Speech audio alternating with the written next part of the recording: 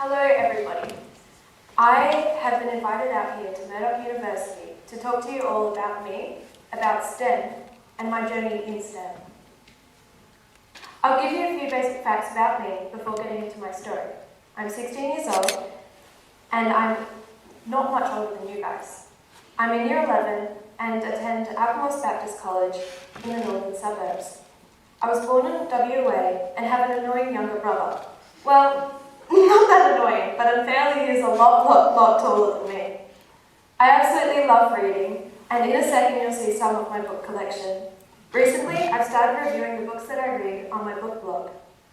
I've travelled to well over 30 countries, with my first overseas trip being to the USA, having my first birthday in New York City. How cool was that?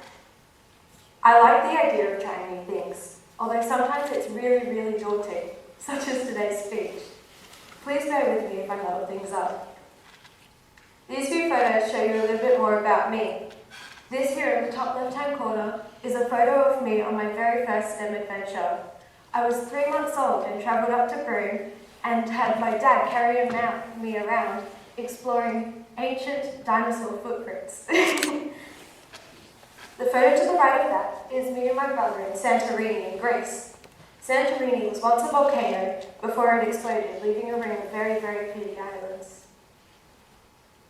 Even then, my brother was bigger than me. Now, here are the promise books in the bottom left corner. Just some of the 500 plus books that I have. I really haven't counted in a good while, so it's just an estimate. Last year, I tried something really daring. I went abseiling down the 30-metre ocean cliff down south near Dunsborough. So, I've been invited to talk to you all today because for the past 2 years, I've been a nominee for WiTWA Tech Plus, which stands for Women in Technology in WA. I am the youngest nominee. I am meant to be an inspiring role model, so let's see how well I do today. I've been nominated because of the hands-on work I do in STEM, such as coding, electronics, and tutoring. In the top right photo, you see me soldering a CPU, and in the bottom left, you see me tutoring one of my good friends, Nishka. But to be a role model, it's also important to give back to society, and I support charities such as World Vision Smile program, which helps third world farm countries with animals, Kiva, a loans program for financing third world projects such as building toilets, and volunteering, and I've held other volunteering positions. So, how did I get into STEM? Like many people, by accident. Well, not really, but it just sort of happened due to many other influences. Firstly, opportunity. My dad is an engineer, so I've always been exposed to how things work. He has a workshop at home and often enlists my help. Secondly, by chance. I was lucky enough to be the first age group in my school to be a part of the first LEGO League robotic competition. By design, our government is actively promoting STEM, particularly to girls. And for example, the Take to STEM program. Universities also have STEM events for girls, such as today. Personal choice. I have always had an inquiring mind. I chose science enrichment throughout school, and I've chosen practical technologies in Year 9 elective selections. I'm currently doing computer science in Year 11 ATAR. And of course, school, especially now that they all offer digital technologies as a part of the curriculum. So, what is STEM? First, there was STEM, then STEAM, and now STEAM. They are more than just the letters. They're a way of thinking. Let me explain the acronyms, but I will use a video to tell you more. First, there was science, technology, engineering, and mathematics. Then, art and engineering came about. Art. Why is art important for STEM? By incorporating A, and thus art, into the STEM, proponents argue that it creates a well-rounded reflection of contemporary curriculum. It enhances creativity, gives better results, and greater inclusion.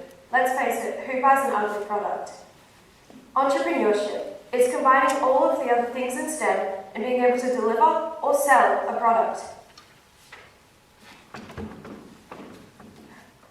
We live in a fast-changing world that presents exciting opportunities and complex challenges.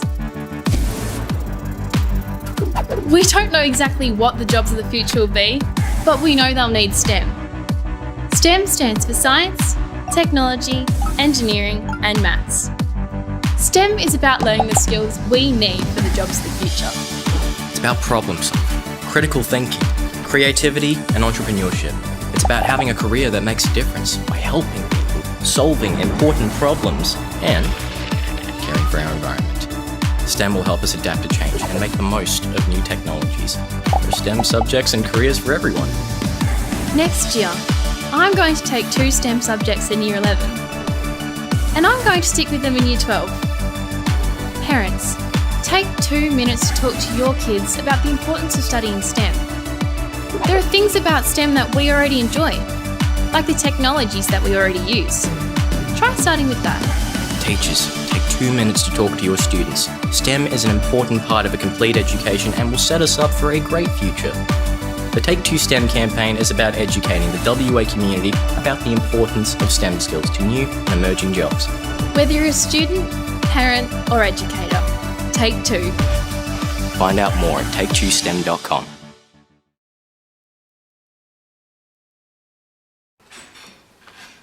So, through that video, we saw that not only are the STEM subjects that we normally think would be a part of STEM, such as becoming a scientist like Sheldon off the Big Bang Theory, or being in a white coat squirreled away in a laboratory. You can see careers in the gaming industry, in data analysis, in cybersecurity, agriculture, and even the environment. Some of these you may not have normally associated with STEM. This is because STEM is about how to solve problems. It's more than just the subjects. So, why not have a try? Giving yourself exposure to new things, such as STEM, doesn't mean it's locked in. If you don't like it, you can always try something else. But you won't know if you don't try. Many people may have told you that STEM is hard, or hard work. Accept the dare and challenge yourself to give it a try. There are many great people who've had a try before you, and these people may become your mentor and help you along the way. Some of my mentors are shown on the screen. Some mentors you may find at school. Others you will find through programs or opportunities you undertake. Or you will find them through friends and family. My journey thus far has taken me to Sydney to be a part of the national final competition for First LEGO League Robotics. It's allowed me to participate in cybersecurity capture the flag challenges in competitions sponsored by the Spies in Canberra, the Australian Signals Directorate, and allowed me to be a part of a small innovation business, giving me opportunities to build circuits, to code, and tutor classes. Through this innovation business, I get to work with my dad, who's the one in the middle that looks a bit like Gru. I get to work with my family members and travel around Perth doing STEM expos. My brother's the dog, by the way, and as you can see, he is quite a bit taller than me. That was at the Perth Science Fair, and the one at the top right was at SciTech. Through STEM, I get to meet new people. In the first photo, that's my team when we came runner-up in the WA round of FLL. I've met some great like-minded girls, some of whom have become long-term friends at Girls Programming Network. I've learnt some great people skills helping out at the Perth Science Fair and other expos, and teamed up with a bunch of awesome guys at Mission Discovery to solve a space challenge. As you can see, I was severely outnumbered boys to girls. I've even met some space travelers. The guy on the left is Steve Swanson, a NASA astronaut and has been commander of the International Space Station. And the guy on the right, not my brother, is a robonaut used in space. This guy is one of just 5 that have been made, and he is on loan from NASA here in Perth at Woodside's Robotic Lab. I've also met some famous people, such as WA's Chief Scientist, Professor Peter Klinker, and former Chief Scientist, Professor Lynn Beasley, As you can see, Dr. Carl's in the background, and we were attending the Disrupted Festival of Ideas. I was also briefly famous myself, although I didn't have any fortune, as the title may say, in October last year, when I appeared on the business section of the Western Australian with other WiTWA women. So, if you want to get into STEM, and you want to work in a role that uses STEM skills, what do you need to do? You first need a vision, an aim, something out there on the horizon that encaptures what you would like to be. I used to think that I wanted to be a chemist, and I went to an open day at university and decided it really, really wasn't for me. Now, I want to work in counter-terrorism, using my data analysis and cybersecurity skills to help people in a way I can. For example, I like to help people, but I make an absolutely useless paramedic. To get to your goal, you need a roadmap, just like you would to a destination. A roadmap is a rough plan of how to get from where you are here today to where you want to be.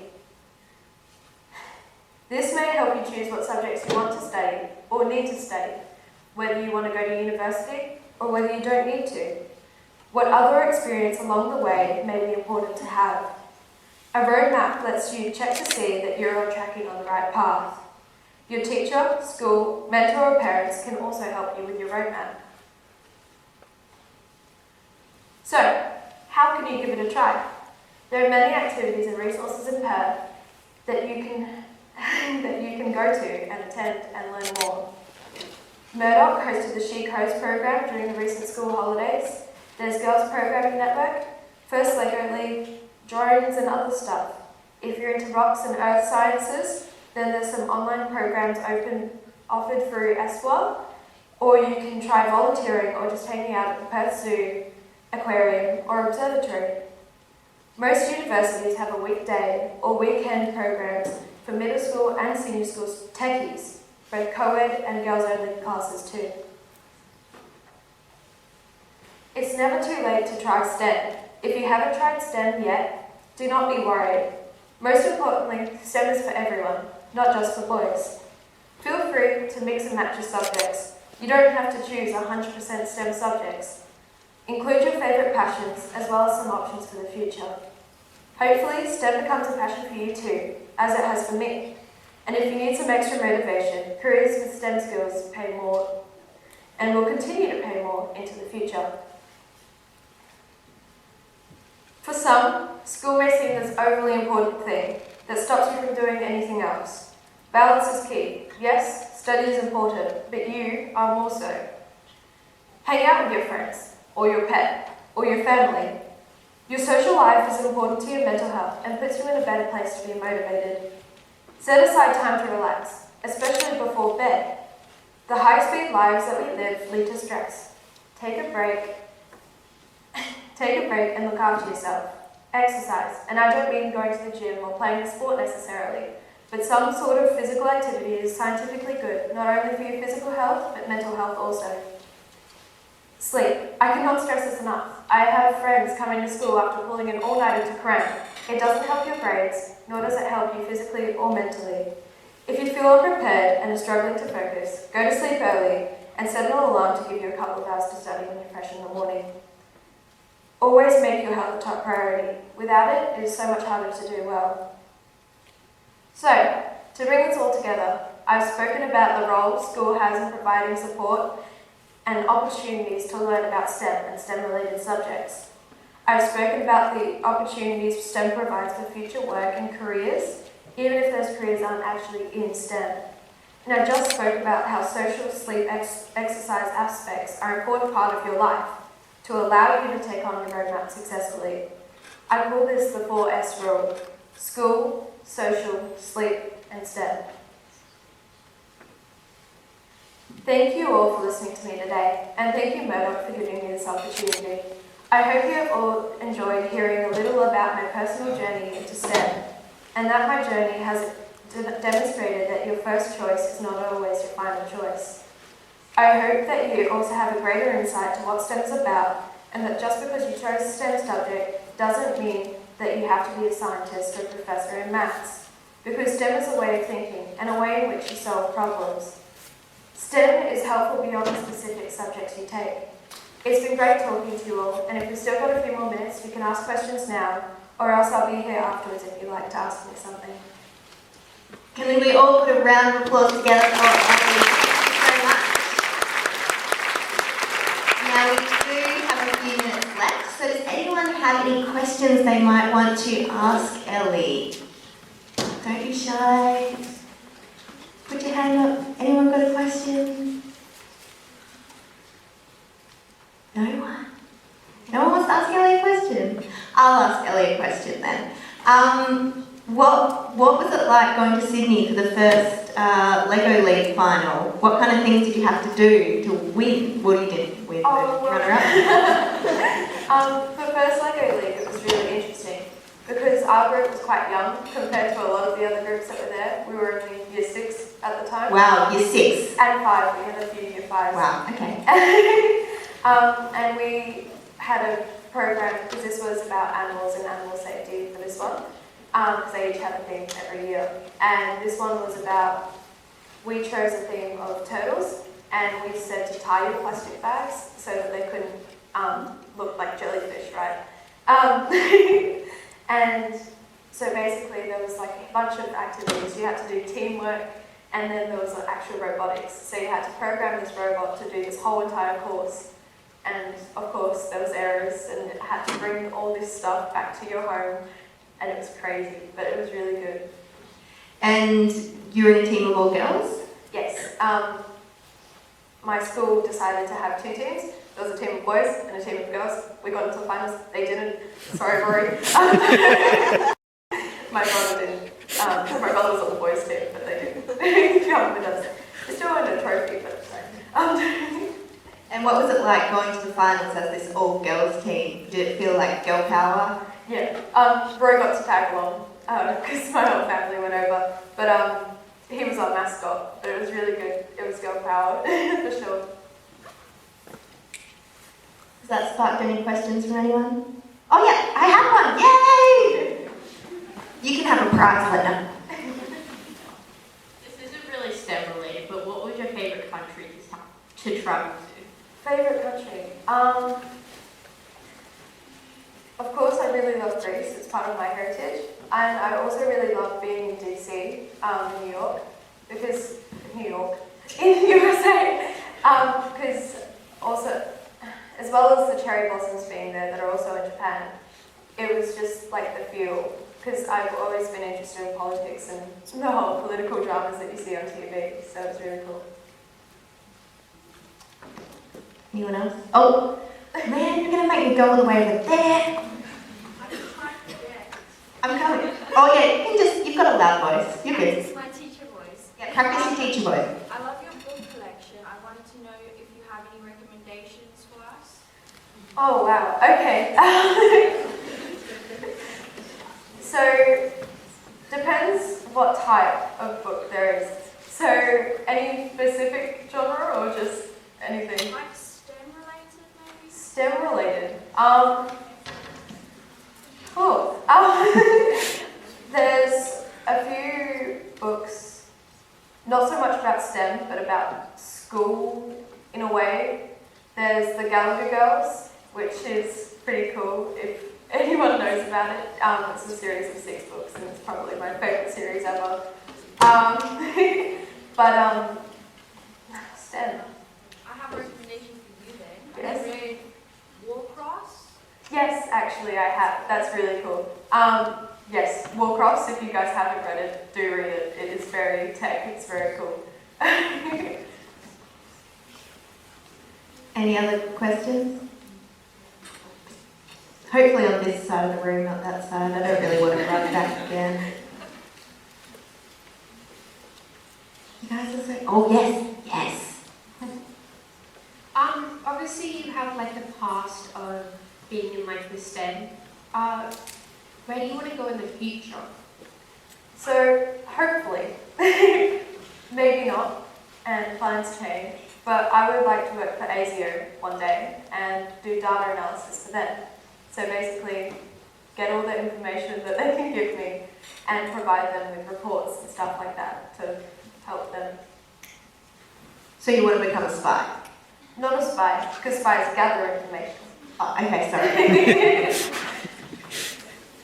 Anyone else?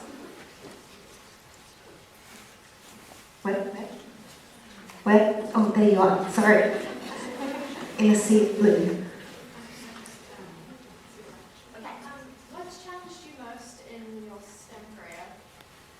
Oh wow, okay. So probably what's challenged me most is my age, which sounds pretty crazy. Like, so many people want to give opportunities to the younger people, but then at the same time they don't think that you'll have the experience to do something.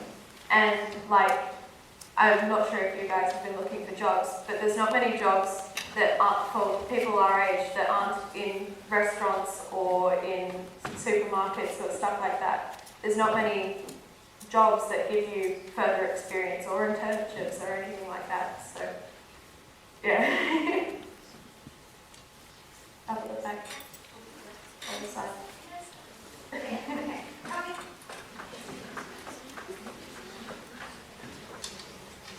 I'm glad you all find this amusing. What subjects are you taking? I'm taking psychology. I was taking philosophy, but I had to switch to politics and law. I'm taking methods. I'm taking English. I was taking lit, but I had to switch. And I'm taking computer science. And then I have the study as well. Why did you switch? Because I moved schools, so and they didn't offer literature or philosophy. Okay, that makes sense. What was the most difficult part of your experience in STEM? Like, was it the first assignment, the first deadline? Oh, probably like, again, probably just like feeling like that you can compare to the other people that are in the industry. Because like you can feel like a small dog, and like sometimes that's just not accurate, and that's just how you've been made to feel.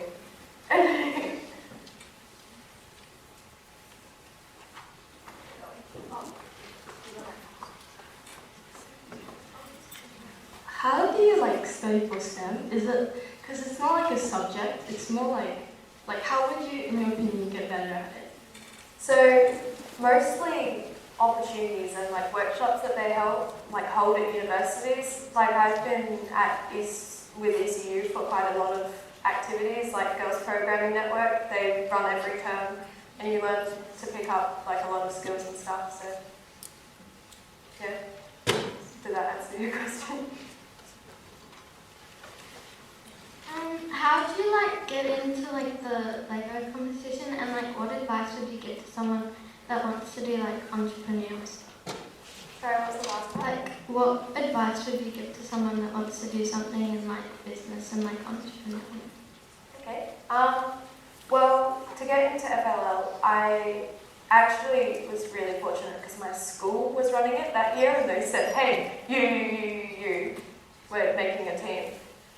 But I'm pretty sure that if you can find a group of people, you can also enter in. But I'm not sure about pricing or anything like that. But it's pretty cool, and I do recommend it. But there's also Robo Cup that most schools run, I think, more so than FLL. And what's the second? What advice would you give to someone who wants to get into sort of the entrepreneurship side of Entrepreneurship side? I've been lucky that I've had a family business that has let me explore that. If you don't have that, start a blog and do some research and like talk about issues or something like that, and it will get you into the area. What's the most challenging competition that you've done? Challenging competition. Probably the WISE2021. It was petrifying.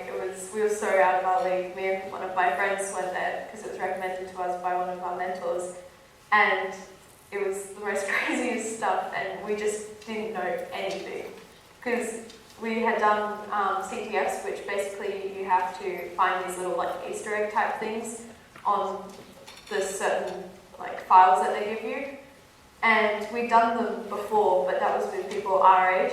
And then we went to WICTF, which is run in the city, and people were like 50, like people who had been in the industry for like decades, and they knew absolutely everything. And we were there, and we were freaking out, but it was okay, and it was good. Okay, anyone else got a question? I have time for one more. Ooh, how am I between you two?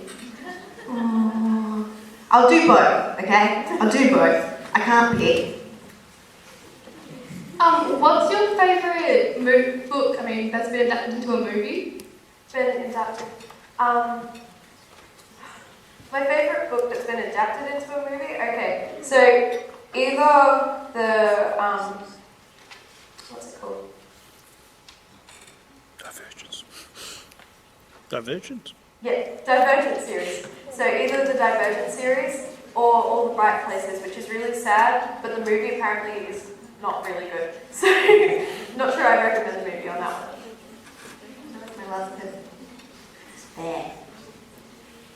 What has been your favourite part of your whole STEM journey?